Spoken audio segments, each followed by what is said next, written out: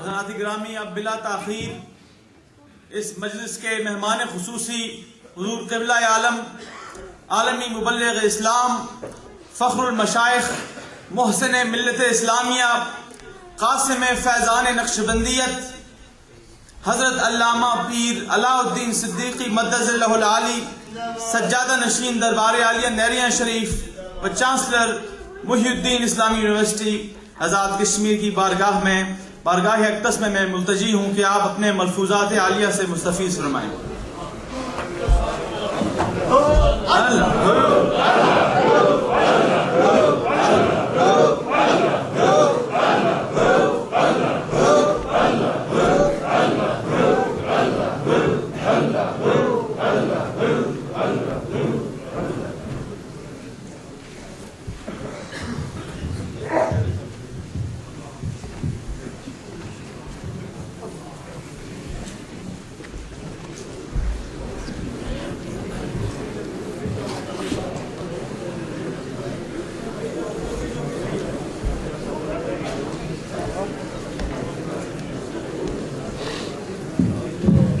حاضرین سے گزارش ہے کہ اب کوئی صاحب سٹیج پہ نہ تشریف لائیں، آپ کی بڑی مہربانی،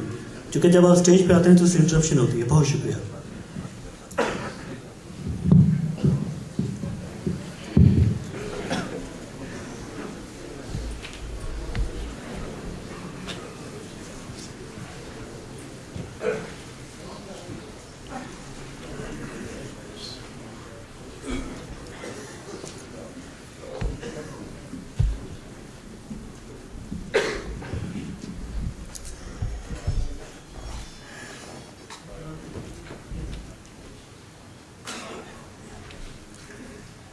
نحمده ونصلي ونسلم على رسوله الكريم اما بعد اعوذ بالله من الشيطان الرجيم بسم الله الرحمن الرحيم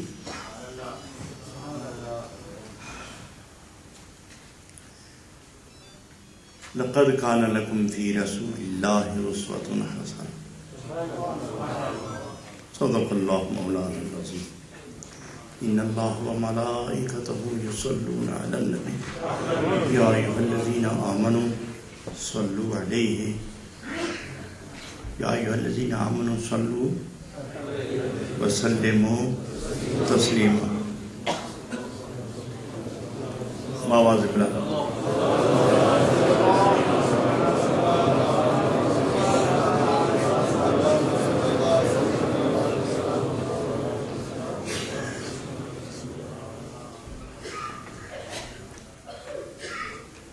گرامی وقار، محبت انوار،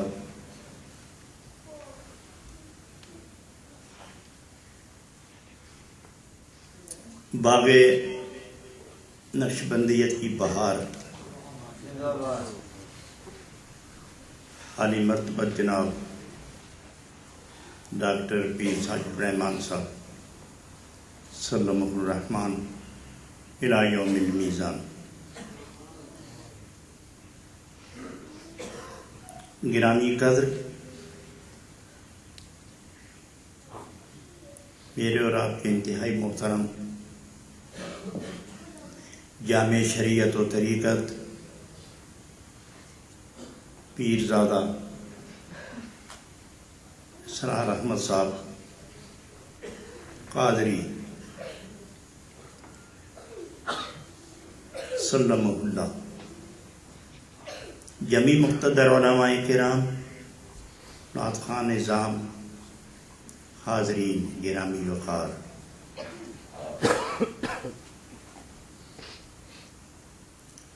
آپ سب کو دیکھ کر خلوص، پیار اور محبت کا ترجمہ دیکھنے کے لیے کسی کتاب کی ضرورت محسوس نہیں ہوئی، آپ کے چہرے ہی کافی۔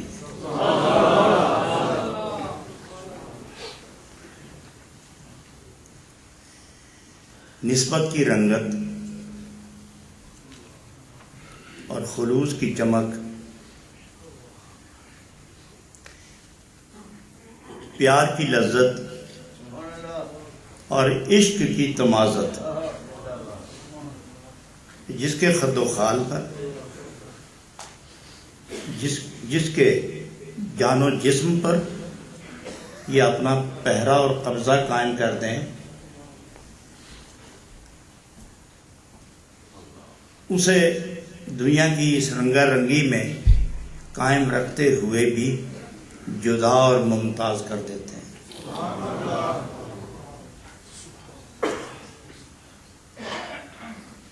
صاحبزادہ محترم علامہ ابوبکر چشتی صاحب بڑی دلآویز گفتگو سے محظوظ فرما رہے تھے، تو قبلہ پیر صاحب نے مجھے فرمایا کہ میرا جی چاہتا ہے کہ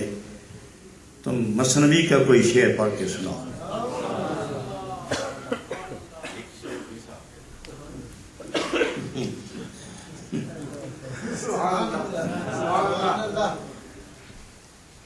ان کا ارشاد ہے، ذوق و وجدان میں جو حالت ہے وہ تو ہے ہی، لیکن کسی جگہ جسم ساتھ چھوڑ بھی دے تو اکابرین کی توجہ روحانیت کو اتنی قوت دے دیتی ہے کہ وجود ساتھ نہ بھی دے تو روحانیت پردہ رکھ لیتی ہے۔ آج انتہائی قابل احترام صاحبزادہ سردار احمد صاحب، انہیں دیکھ کر مجھے بہت خوشی ہوئی۔ میں جو چاہتا تھا اور ان سے ایک دفعہ اشارتاً بات بھی کی تھی، آج اپنی آنکھوں سے نظارہ کر رہا ہوں۔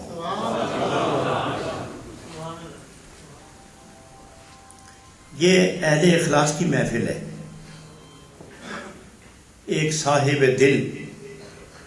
جو سب کی توجہات و خیالات کا محور ہے، اس کے پاکیزہ اوصاف و کردار کا نور سب کے دلوں پر پہرا دے رہا۔ تو بات چلی تھی کہ اللہ پاک ہے، سعادت ابوبکر صاحب قبلہ فرما رہے تھے کہ زور سے کہو سبحان اللہ، تو اس کا وہ ترجمہ نہیں، وہ تو آپ بعد میں کہیں گے ہی نا، کیونکہ میں بات کر رہا ہوں۔ تو وہ سبحان اللہ کا ترجمہ فرما رہے تھے۔ پیر صاحب قبلہ کا ارشاد ہوا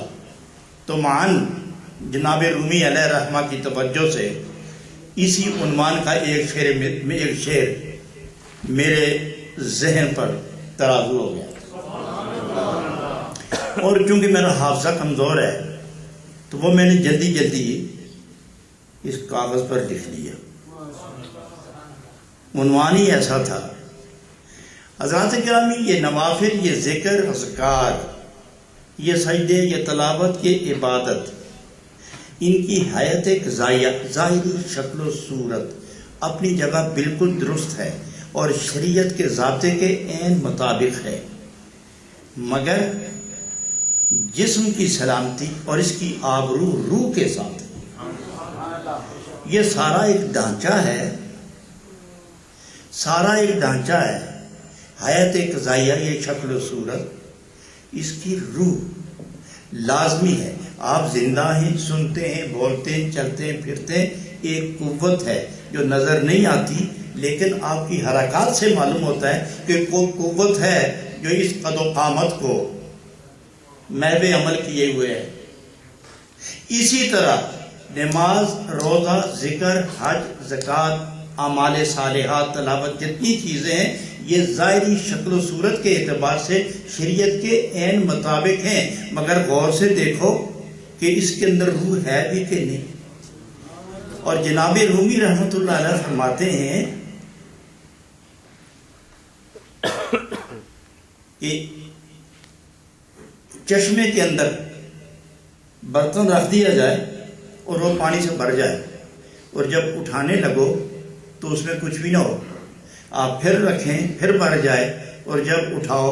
پھر خالی ہو جائے، تو تمہیں سوچنا پڑے گا کہ یہ بھرا ہوا برتن یکدم خالی کیوں ہو جاتا ہے؟ معلوم ہے کہ اس میں سوراخ ہیں، یہ جب اٹھاتا ہوں میں تو اس سوراخ سے پانی نکل جاتا ہے، یہ برتن خالی کا خالی رہ جاتا ہے۔ یہ مثال دے کے فرماتے ہیں یہ 40 سال کی مسلسل عبادت، نہ آپ کی آنکھیں گواہی دے رہی ہیں، نہ پیشانی گواہی دے رہی ہے، نہ چہرہ گواہی دے رہا ہے، نہ اعضاء گواہی دے رہے ہیں، نہ گفتگو گواہی دے رہی ہے، نہ رفتار گواہی دے رہی ہے، نہ کردار گواہی دے رہا ہے، نہ ہی آپ کے ظاہری خط و خال سے یہ معلوم ہو رہا ہے۔ کیا وجہ؟ آپ بھی اندازہ لگائیں، جس طرح برتن میں سوراخ اور پانی نہیں، کہیں آپ کے دل کو کچھ سوراخ تو نہیں کر گیا کہ یہ عبادتوں کا نور آتا اور نکلتا چلا جاتا ہے۔ وہ فرماتے گندم میں اعمال چل سالہ کجاس، یہ 40 سال کی جو گندم جس بوری میں آپ نے ڈالی ہے، جب ہم بوری اٹھاتے تو وہ خالی ہے، معلوم ہوا کہ کسی نے سوراخ کر دیا ہے، تو آپ کو پتہ نہیں چلتا۔ کسی واقف سے پوچھو،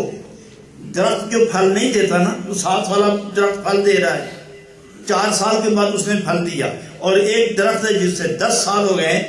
ایک اور درخت ہے جس سے 10 سال ہو گئے وہ پھل نہیں دیتا، تو پھر کسی ماہر سے پوچھو کہ وہ دوسرا درخت پھلدار ہے، میرا کیوں نہیں پھل دیتا؟ تو پھر وہ کہے گا کہ اس کی جڑیں ننگی کرو کہیں کیڑا نہ لگ گیا ہو۔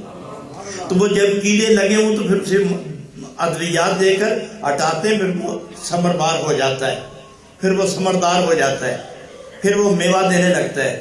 آپ بھی یہ کوشش کریں کہ یہ سب کچھ جو نظر نہیں آتا، چہرے گواہی نہیں دیتے، تو کہیں اندر کیڑا نہ لگ گیا ہو،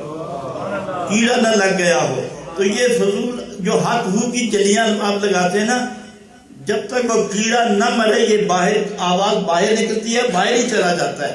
اثر اس کا۔ یہ اندر اس لیے اس کی جگہ نہیں بنتی کہ وہ اندر جو برتن ہے اس برتن کے اندر سوراخ ہو گیا ہے، تو لہذا اس کو ٹھیک کرنے کے لیے جناب رومی رحمۃ اللہ علیہ فرماتے ہیں کہ کریگر کے پاس جب برتن جائے تو وہ آگ کے ذریعے کری گرم کر کے، برتن گرم کر کے وہ سوراخ بند کرتا ہے۔ تو تم بھی کسی کریگر کے پاس جاؤ، جب وہ عشق کی گرمی کے ساتھ وہ سوراخ بند کرے گا تو آئندہ جو چیز بھی آئے گی وہ اس کے اندر محفوظ رہے گی۔ تو جناب رومی یہاں آ کر ارشاد فرماتے ہیں ہر کرا جاماز عشقش چاک شد، ہر کرا جاماز عشقش چاک شد، او زہر سو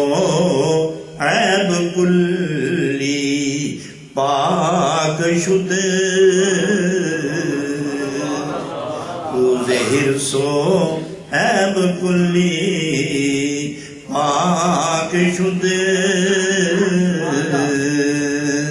آپ کی نگاہوں پر پردے آ گئے، آپ کی زبان پر بھی پردے آ گئے، آپ کے کانوں پر بھی پردے آ گئے، آپ کے دل پر بھی پردے آ گئے، آپ کی پیشانی پردے کے اندر ہے، آپ کا باطن سب پردے کے اندر ہے، روح پردے کے اندر آ گئی ہے۔ جب تک عشق کی آگ اس کو جلائے گی نہیں،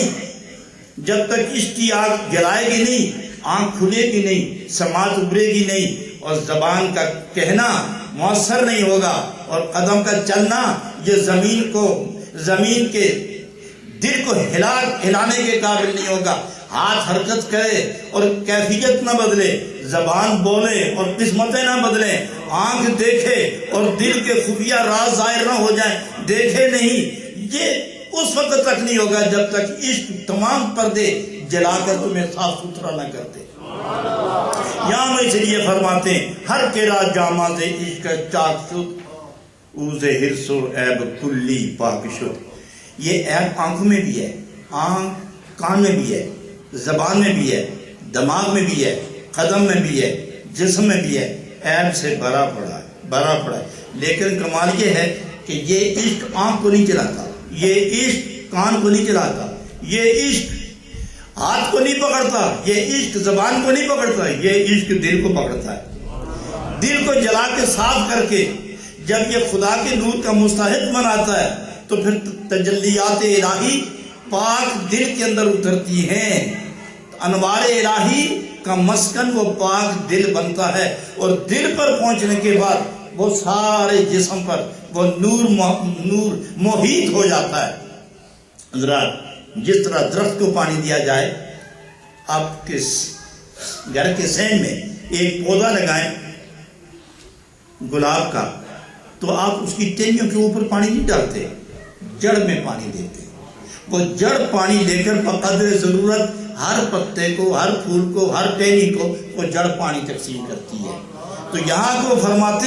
کہ آنکھ پر نہیں، نہ دماغ پر، نہ زبان پر، نہ کان و ہاتھ پر، بلکہ وہ دل پر نور اترتا ہے، اور دل بقدر ضرورت آنکھ کو متاثر کرتا ہے، زبان کو گویائی دیتا ہے، اور ہاتھ کو حرکت کی قوت دیتا ہے، قدم کو چلنے کی طاقت عطا فرماتا ہے۔ آگے جا کر وہ ایک مثال دیتے ہیں کہ جس طرح دل سے جسم منور ہو کر ساری حرکتیں کرتا ہے، اس طرح دو عالم ایک درخت ہے اور اس کی جڑ جناب محمد رسول اللہ صلی اللہ علیہ وسلم ہے۔ تو جس طرح یہ جڑ سب کو پہنچاتے ہیں، جناب نبی اکرم صلی اللہ علیہ وسلم سب کو فیوزات پہنچاتے ہیں، لیکن حضرات یہ خود بخود عشق کسی پر حملہ نہیں کرتے، یہ صاحب عشق کی بارگاہ میں جانا پڑے گا، صاحب عشق کی بارگاہ میں جانا پڑے گا، اور وہ اس عشق و محبت کی تپش سے وہ دل کو متاثر کر کے وہ پاکیزگی کی طرف مائل کرتے ہیں، اور جسے عشق اپنے قبضے میں لے لے اسے یہ کہنے کی ضرورت ہے کہ تو نماز پڑھ، تو گناہ نہ کر، تو نیکی کر، یہ خود بخود محبوب کی طرف پھیر لیتا ہے۔ اور پھر عاشق اپنے محبوب کی رضا دیکھتا ہے کہ وہ کس میں ناراض ہے، کس میں ناراض ہے، کس میں راضی ہے۔ پھر عاشق اپنے معشوق کی رضا کے لیے ہر وہ بات کرتا ہے جو اس کو پسند ہے، ہر وہ بات چھوڑتا ہے جو اس کو ناپسند ہے۔ اسی لیے یہ اس انسان کو بے اختیار کر دیتا ہے، اس کے وجود پر اختیار اس کے معشوق کا رہتا ہے، اس کے وجود پر اختیار اس کے محبوب کا رہتا ہے۔ تو جس کا دل اس کے محبوب کی محبت سے جل گیا ہو، روح صاف ہو جاتی ہے، اور جب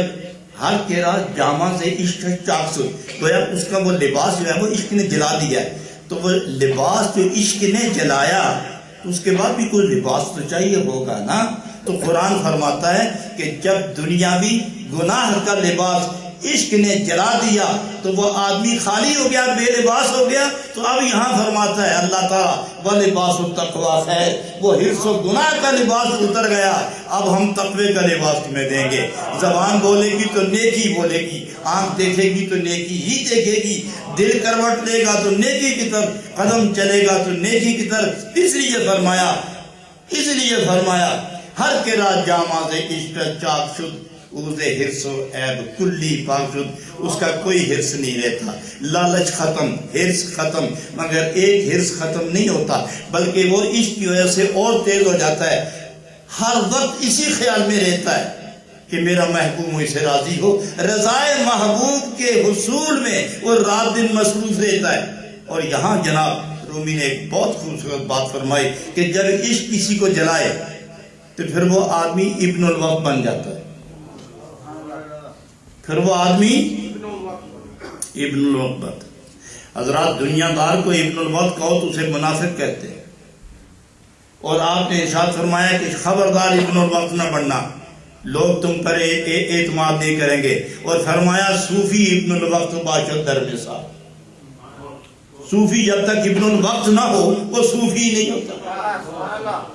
اور دنیا دار ابن الوقت، ابن الوقت کا معنی میں آسان ترجمہ کروں، ابن الوقت وہ ہے کہ جو اپنے فائدے کے لیے دوستی توڑے بھی اور جوڑے بھی،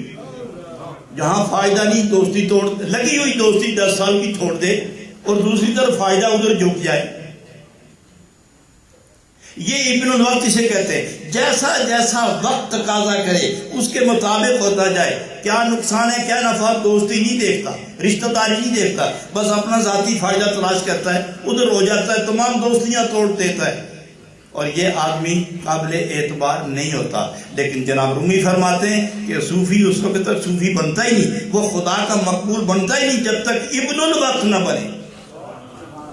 تو اس کا آگے جا کے فرماتے ہیں وہ کیسے، وہ اس طرح کہ میرا مالک کس میں خفا ہے، کس میں خوش ہے،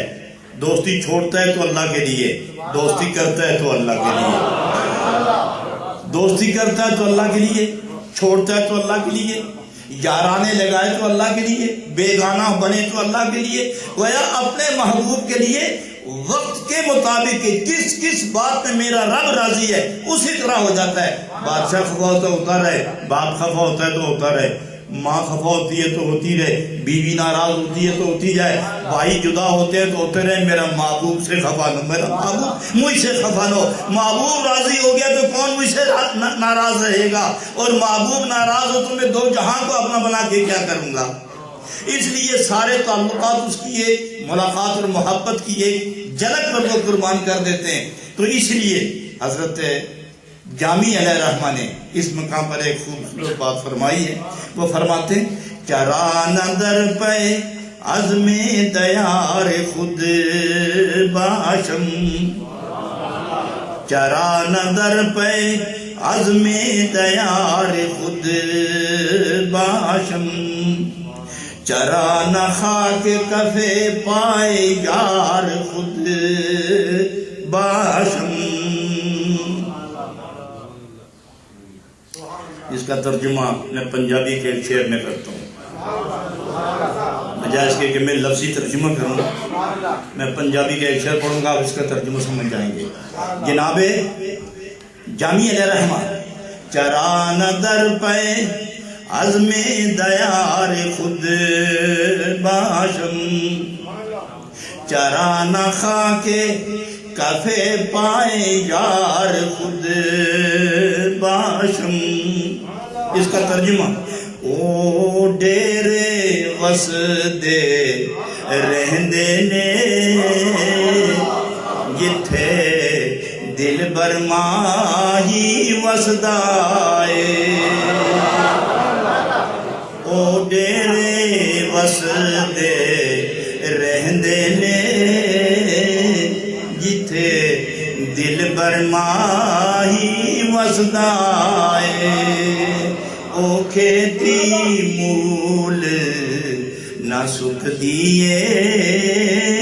جتھے ہنجواں دا می وسدائے۔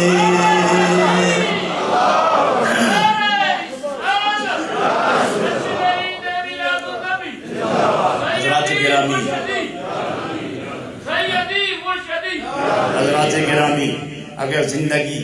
کا حسن و جمال و کمال حاصل کرنا چاہیں گے تو وہ عشق محبوب کے سوا نہیں ہے۔ عشق محبوب کے بعد نماز ہے، اول عشق ہے بعد نماز، اول عشق ہے بعد روزہ،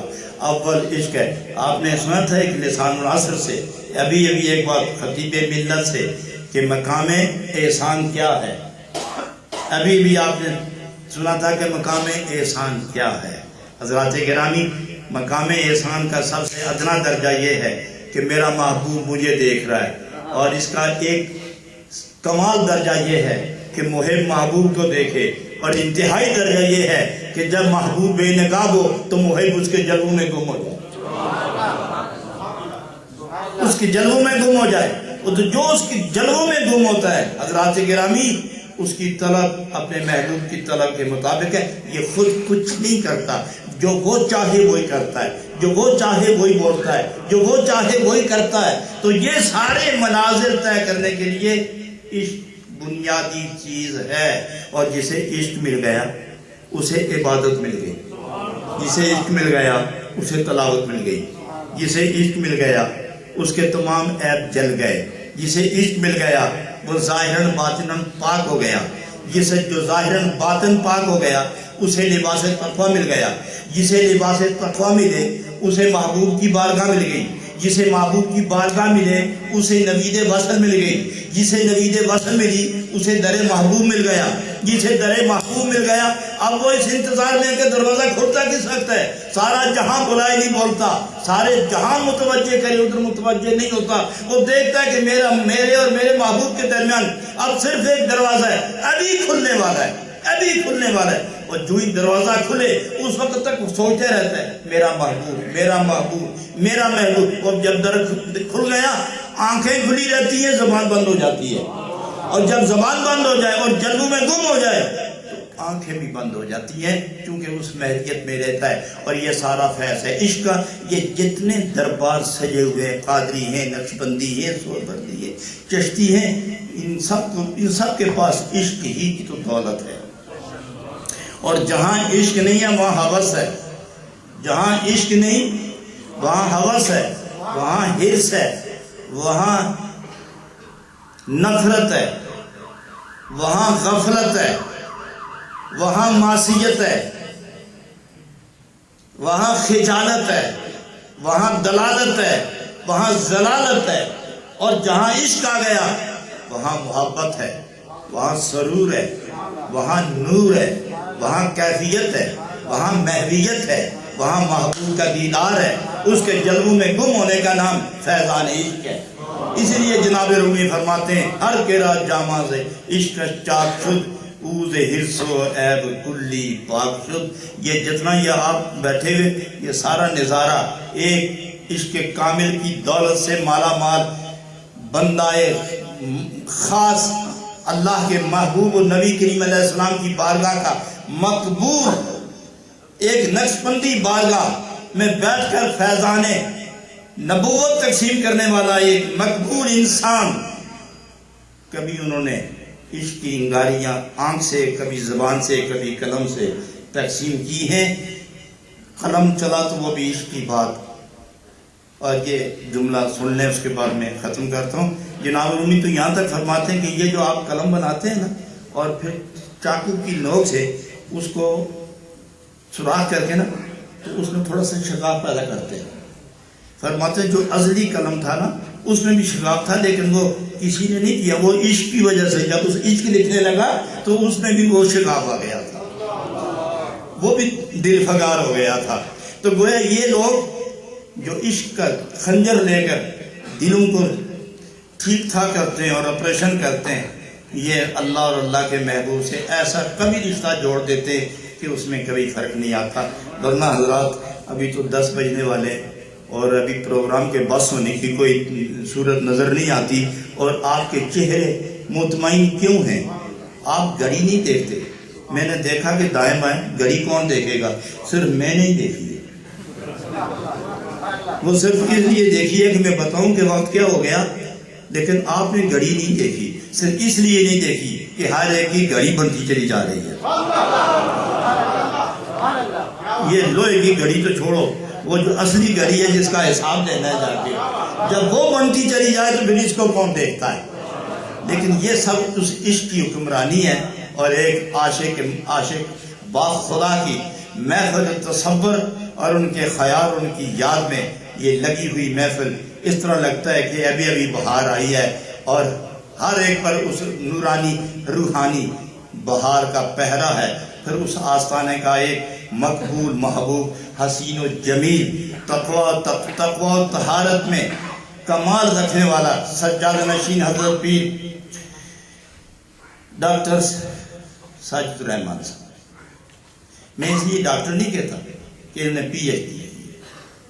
یہ سارا جان کہتا ہے۔ میں اس لیے ڈاکٹر کہتا ہوں کہ ڈاکٹر کا توجہ اس طرف ہوتا ہے عموماً کہ وہ معالج ہوتا ہے، یہ بھی روحانی بیماریوں کے معالج ہیں، میں اس نسبت سے ڈاکٹر ہوں۔ اس لیے کہ جو پڑھے لکھے پی ایچ ڈی اور دوسرے ایم بی بی کرتے ہیں، وہ اگر ڈاکٹر ہیں تو وہ صوفی نہیں ہوتے۔ ہر ڈاکٹر صوفی نہیں ہوتا، لیکن ہر صوفی ڈاکٹر ہوتا ہے۔ یہ ان صوفیہ میں سے ہیں کہ جن کے پاس علم بھی اور عمل بھی، اور جو بہترین طبیب بھی، اور ہر ایک کو دیکھ کے اسے اپنا حبیب بنا لیتے ہیں، اور اس کے دل کو آہستہ آہستہ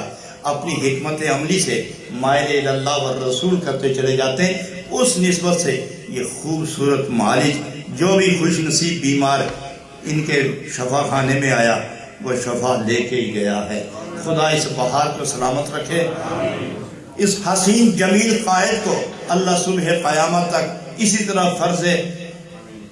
رہبری ادا کرنے میں مقبول کامیابیاں عطا فرمائے، اور سورج کی پہنائی اور زمین کی وسعت جیسی اللہ تعالیٰ فیضان اس آستانے کے صدا جاری رکھے۔ وآخر دعوانا ان الحمدللہ رب العالمین۔ جناب تشریف رکھیں۔